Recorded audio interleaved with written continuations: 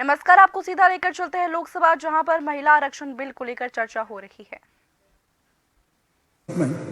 2022-23 on the Employees State Insurance Corporation applicability and benefits under ESI scheme, functioning of ESI hospitals and management of corpus fund relating to the Ministry of Labour and Employment. Thank you. माननीय सदस्यगण, नई व्यवस्था है और नई व्यवस्थाओं में technology का भी प्रयोग किया है। इसलिए मेरा आग्रह है, आज सुबह भी 10 बजे से टेक्नोलॉजी के बारे में सिखाने के लिए सभी माननीय सदस्यों से आग्रह किया था। कल भी सुबह 10 बजे टेक्नोलॉजी के जो भी सीखना आना चाहें इस पार्लियामेंट कैंपस में आमंत्रित हैं।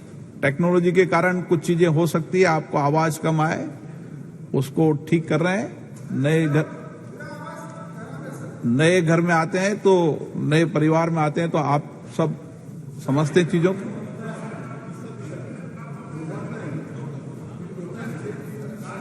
जी, whether any paper circulation can be circulated at least for few days. ठीक है।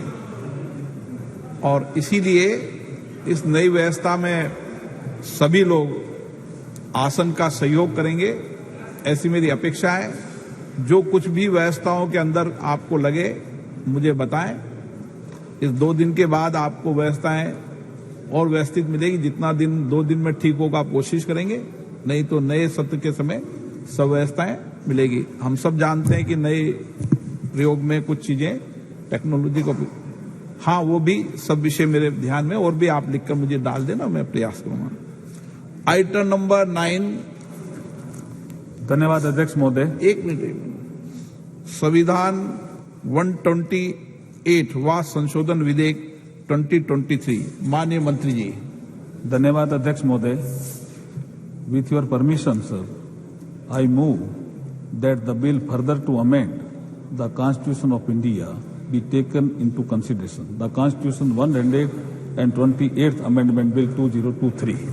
मैं अध्यक्ष महोदय इस बिल की कुछ जानकारियां सदन के पटल पर आपकी अनुमति से रखना चाहता हूं। अध्यक्ष महोदय, ये कॉन्स्टिट्यूशन अमेंडमेंट बिल है और महत्वपूर्ण बिल है। महिला सशक्तिकरण की दिशा में एक बढ़ता हुआ कदम है। दुनिया को भी दिशा दिखाने वाला ये बिल है। अमृतकाल की बेला में भारत को विकसित भारत बनाने की दिशा में एक महत्वपूर्ण कदम बढ़ाने वाला भी ये बिल है। माननीय अध्यक्ष महोदय, जैसे मैंने कल जिक्र किया था कि बाबा साहब भीमराव अंबेडकर जी ने 25 नवंबर 1949 को जब संविधान बन गया था और उनका अंतिम भाषण था तो उन्होंने एक चेतावनी दी थी कि 26 जनवरी 1950 को राजनीतिक समानता तो प्राप्त हो जाएगी, लेकिन सामाजिक और आर्थिक क्षेत्र में जो असमानता रहेगी उसे आने वाली सरकारों को दूर करना होगा। उन्होंने ये भी कहा था, मैं कोट अनकोट कहना चाहता हूं, 26 जनवरी 1950 को हम परस्पर विरोधी जीवन में प्रवेश करने जा रहे हैं। राजनीति में हमारे यहाँ समानता होगी और सामाजिक और आर्थिक जीवन में असमानता होगी। राजनीति में हम एक व्यक्ति एक मत के सिद्धांत को मान्यता देंगे। हमारे सामाजिक आर्थिक जीवन में हम अपनी सामाजिक और आर्थिक संरचना के कारण एक व्यक्ति एक मूल्य के सिद्धांत नकारते रहेंगे। इस विरोधापूर्ण जीवन को हम कब तक जारी रखेंगे? कब तक हम अपने सामाजिक और आर्थिक जीवन में समानता से लोगों को वंचित रखेंगे? अब इसके बाद जो सरकारें आई, बाबा साहब के इस चेतावनी को भी ध्यान में ज्यादा नहीं रखा।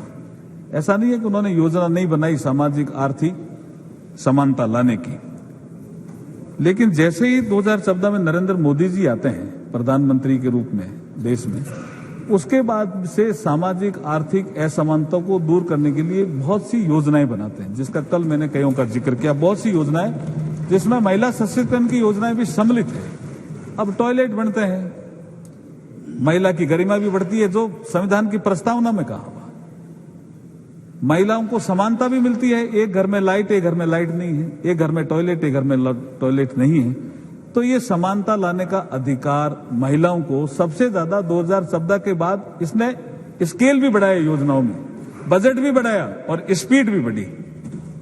इसलिए मैं ये कहना चाहता हूं कि भारत के संविधान की प्रस्तावना में सामाजिक और आर्थिक न्याय का भी उल्लेख है और प्रतिष्ठा और अवसर की समानता का भी उल्लेख है। आज के इस बिल से महिलाओं की प्रतिष्ठा तो बढ़ेगी, अवसर की समानता भी बढ़ेगी, महिलाओं को रिप्रेजेंटेशन मिलेगा।